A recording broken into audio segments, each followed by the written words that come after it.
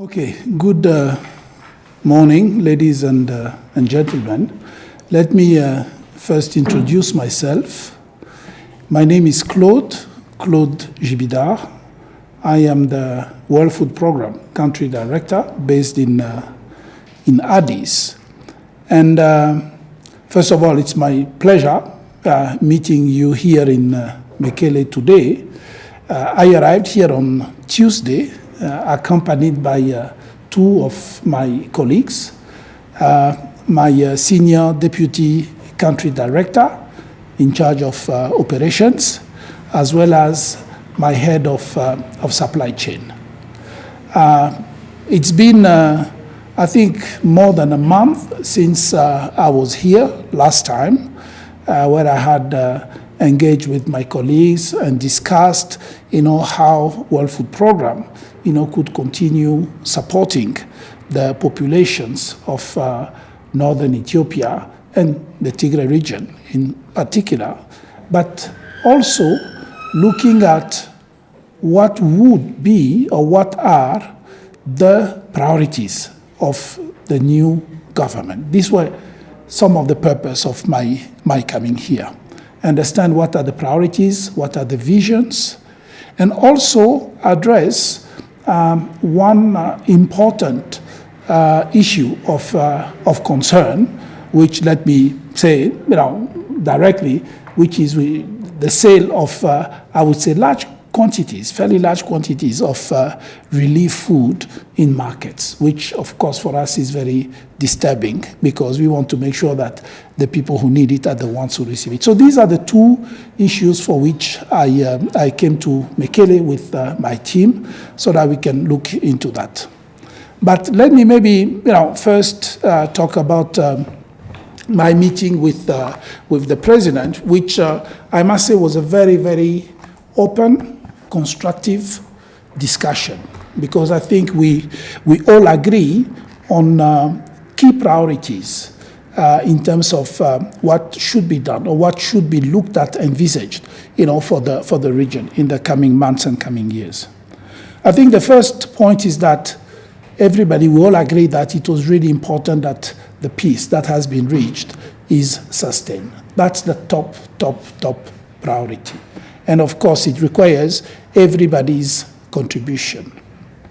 We also discussed the importance of getting farmers back to their farms, in making sure that IDPs are assisted to return to their home, wherever it is possible.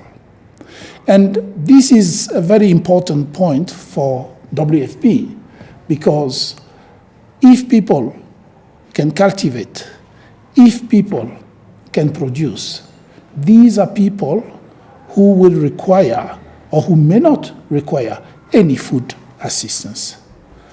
We want to believe that food assistance is a temporary measure to help people go through, the tough and difficult times that this region, has gone through over the last couple of years. And I think now there is opportunity to help farmers produce again. So that was something that was really, really important in our discussions. And it is something that we are going to pursue, discuss with all the stakeholders and partners to see how we can support farmers cultivate comes the next rainy season. And for WFP, we have also been looking at the level of food assistance that has been provided over the last couple of years. It is WFP, but it is also the NGO consortium job, who has also been providing a large chunk of the food assistance in the region.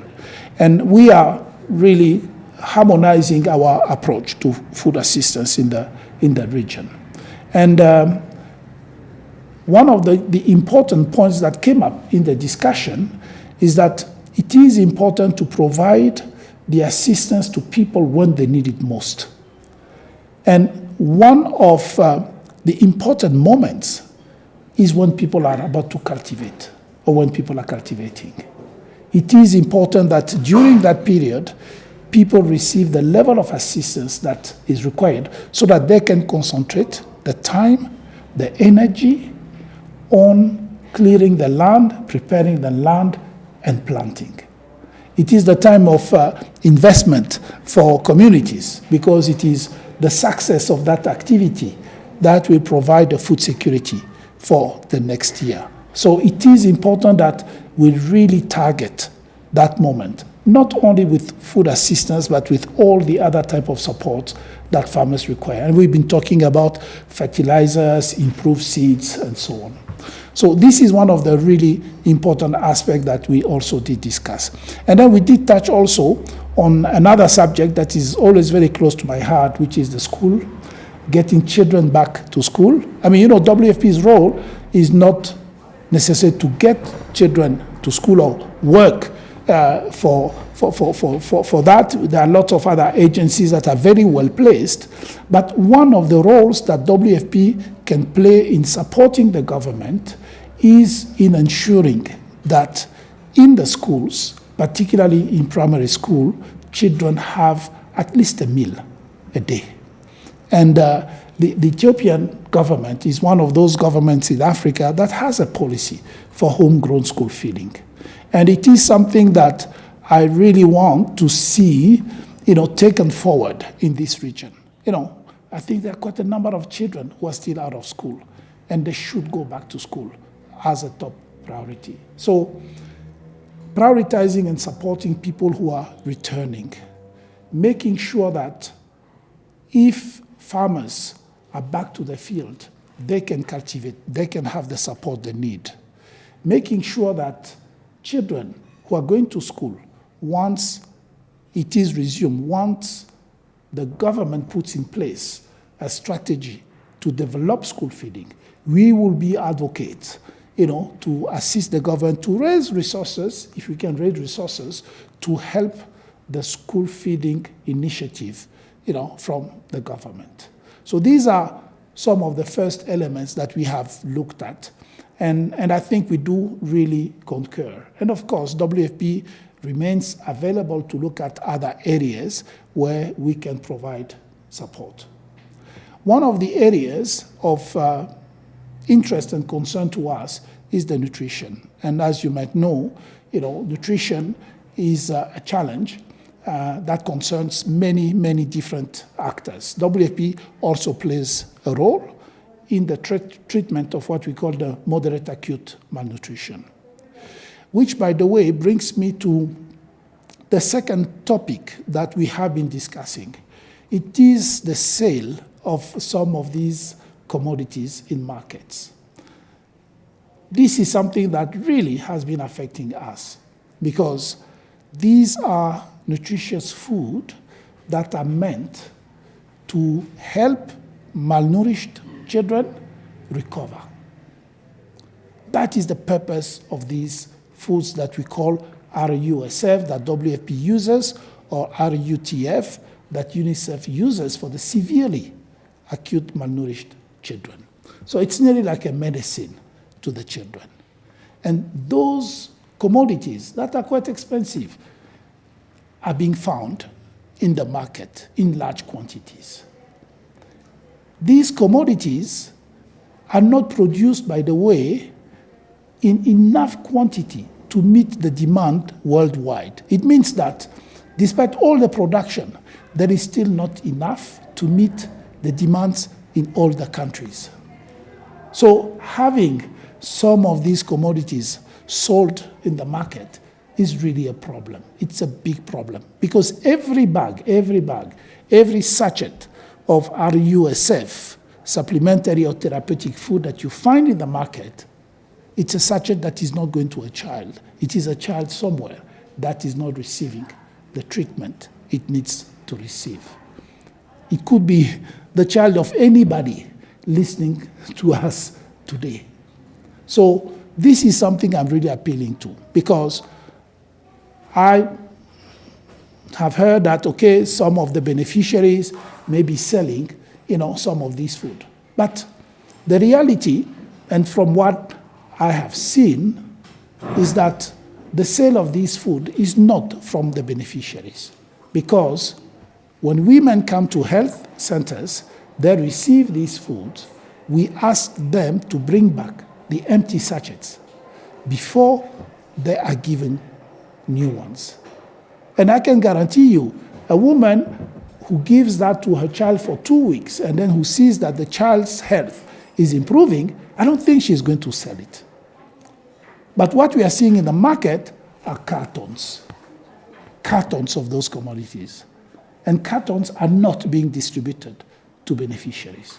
It is sachets that are distributed to beneficiaries. So my coming here is also really, an appeal. And by the way, we have had the full support of the president in addressing this problem, is to find a way of stopping the sale of these commodities in the market. It's like, your child needs a medicine and somebody, is selling that medicine in the market, for something else, which it is not meant for. Because I understand, I don't know exactly, but I understand that some people believe that this is, good product for, bodybuilding, for and so on, which is just ridiculous. This is medicine for children. This is medicine for children. And that's really one of the strongest appeal I want to make. It is about the children of this country. So anybody who can help bring this to a stop, I think it is really, really important. And this is something that we will continue appealing and shouting for support so that we can make sure that every single child who requires nutrition treatment receives the nutrition treatment. The second phenomenon, and I know you probably have also seen it, is that of late there has been a large scale of food sale in the markets. We've seen it in Shire, we've seen it in Mekele. This follows the latest food distribution that did take place. It was not a phenomenon that I had seen, at least at that scale, during the previous visits. And it is not also something that over the last couple of years, colleagues, partners have reported. So this phenomenon, I think, was very much around the latest food distribution. So of course, my coming here is also to try and talk to the partners, talk to the government, so that jointly we can see how we can address this problem. I mean, there is obviously a need for food assistance for many people. I can understand to a certain extent that, some people, some beneficiaries may be wanting to sell part of the food. But it's a bit like throwing money through the window, because the value of that food is not the value they get for it. And the appeal here is also to the other partners, so that whatever the shortcoming or whatever the unmet need of those beneficiaries are, let's work together so that it can be addressed. I hear that, some of them are selling the food to buy other non-food items that they need. So I have been working and discussing with other partners, to see how we can make sure that we identify the reasons of the food sale and we address those reasons so that people can really make the full use, of the food that they do receive and consume that food. There seems to be also, and this is something that we're also trying to understand better, there might be some level of diversion. Now, at which level it is taking place, is still something that I was assured by the president that they were going to be looking at that, try to identify the origin, the mechanisms, and try to bring it to a stop. Food assistance is very costly. It costs a lot of money. It's a lot of resources. And it is really important that every single bag goes for the purpose it is designed for and goes to the people who need it most. So one of the things that will probably happen in the coming days, weeks, is that we are going to revisit, also because we have carried out additional assessments, we have a better understanding of what exactly the food security situation is at this moment, and we are going to adapt our response to the new findings, which basically will be a reduction of the assistance in a number of areas, better targeting the people who need it the most, and making sure that the most needy are the ones who receive the assistance.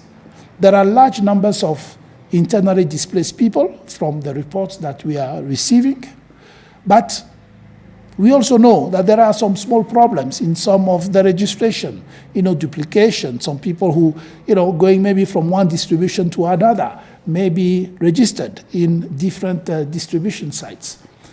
All of this, we're working with the government to try to bring it to an end so that the assistance can be more effective, more efficient, so that we can help people get back on their feet. That's the other thing that the president insisted on. Let's work on getting people back on their feet. And as far as food is concerned, you will get on your feet when you can take care of your own food needs, when you can cultivate, or when you can have the means of accessing the food that you need. And it is not only food assistance, it's a lot of other areas that need to come together. It is continuing the services that have resumed, probably pushing it further so that business, private sector comes in, so that the banking sector can also, open up more. I think there are lots of opportunities, to help the communities get back on their feet. That is the ambition of WFP. Our ambition is not necessarily to continue for long with free handout, with free distribution of food. I think Ethiopians have much, much higher ambitions than being, let's say, recipients, and only recipients of food assistance. So these are some of the reasons of my coming here, and I'm happy to meet you, and I'll be happy to answer any of the questions that you may have. Thank you again.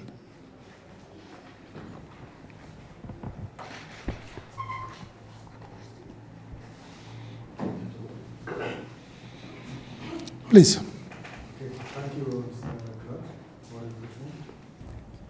The Eritrean forces looted a lot of commodities and humanity access from what you call it, the Shararo and Adiabo, etc. By that time, nothing statement was issued to the public. Why now? Why now you issue the statement? Finally, if there is a way forward based on the discussion with the new government of Tigray, some sort of information is needed. Thank you. That WFP cannot access some Kabyles in southern Tigray and northwestern Tigray. And we want to know if there is any development in terms of accessibility to these areas. And my second question is about your engagement with IDPs. There are reports coming out that there is fresh wave of IDPs in northwestern Tigray. And my question is, does WFP have any plans to address these IDPs, these new fresh IDPs? Do you have any plan to support these IDPs? Thank you so much. To pick on the questions you have raised, if I don't provide an answer, a specific answer, please let me know, because I may not have caught everything. But let me start with, first of all, the role of WFP, okay? WFP cannot solve all the problems, okay? WFP is a food assistance organization. The tool we have is the food. And what I've said is, WFP's role is to support farmers when they go back, okay, with food, so that they can dedicate the time, the energy to cultivation. WFP, we do not distribute fertilizers, we do not distribute seeds, we do not move people to return. That is why we work with partners. That's why we work first and foremost with the government. So obviously, what we are looking forward to is that the government with other partners helps the farmers go home. And WFP's commitment is to support them with food assistance, is to prioritize the returnees when they go back. Your colleague mentioned the issues of access. There are still problems of access. For instance, as you know, a tragic death of two humanitarian workers of late. I mean, obviously, these are areas where access has become difficult for us for now. We will keep monitoring the situation, and then as soon as we see that it is improved and we can go back, we will go back. But access has always been a problem, one place or the other. But we continuously monitor, and whenever it is possible, we access and then we assist the people who are in need. The new IDPs are on the list of people to be assisted. And these are some of the lists that we need to revisit to make sure that we have the proper list of people. That's what the government has committed to. Because, you know, for instance, let me share with you that there are lots of fake IDs that have been circulating. So we need to get a list of the real people who need it. Yesterday, I went around Mekele, I went to some of the IDP sites. I mean, I could see that there were women and children, and our teams are working together with the authorities so that we can target and distribute food to those people. Now, the food resources may not be enough for everybody. That's the reality. That's the reality.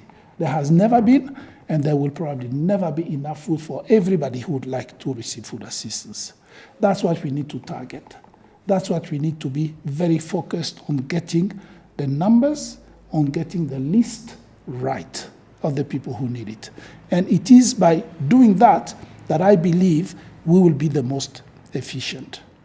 If food is being diverted, it means that some people are not receiving the food. If food is being sold, is that maybe some people need other types of support than the food. But there are people who need the food. And we want to make sure that the people who really, really need the food are the ones who receive it. So these are the priorities that we are looking at. And that is why we are really focused on making sure that we get the registration, the identification, the registration of those beneficiaries right. And the new IDPs are part of that list. But we need to make sure that these lists are correct lists, that they are not duplicated lists, where we know, because we've seen some people are registered in several places. So they go from one distribution to the other. So these are some of the problems that we are trying to solve, to avert. If you want to assist people, you have to identify the people. And that's what we're doing. There is an element of timing, but if you don't identify the people, you'll not be able to deliver the food to those people. Because you cannot help somebody if you don't know who you're going to help. How are you going to help somebody that you don't even know? You have not identified. You have not targeted. That's what we've been doing, is identify the people who need it and deliver the food to the people who need it. There is no other way. If you want to be efficient, that is the way you have to do it. And I think many of the people who are in need, we know them because they have been assisted. They are being assisted. The thing is, when you have limited resources, then you need to refocus your assistance. You need to target the ones who are the most needy. Everybody around needs food assistance. Around this table, if I say there is food, everybody needs food every day. But it's about getting the people who need it the most. That's the challenge. But I am confident that the city administration, the DRMB, the president and his office are all committed to helping us identify these people so that we can assist them. Yeah, my colleagues will work on a statement that will be issued, but the statement will basically be, that WFP remains committed to assisting the people who are food insecure, but we will refocus in the coming weeks and coming months on targeting the most needy and ensuring that when comes the planting season, we will support the farmers so that they can plant and they can take care of their own food security. So this is the line that WFP will be holding in the coming weeks and coming months. Thank you. Thank you all for your time, for your attention, and I hope to see you next time I'm back in Mekele. Thank you.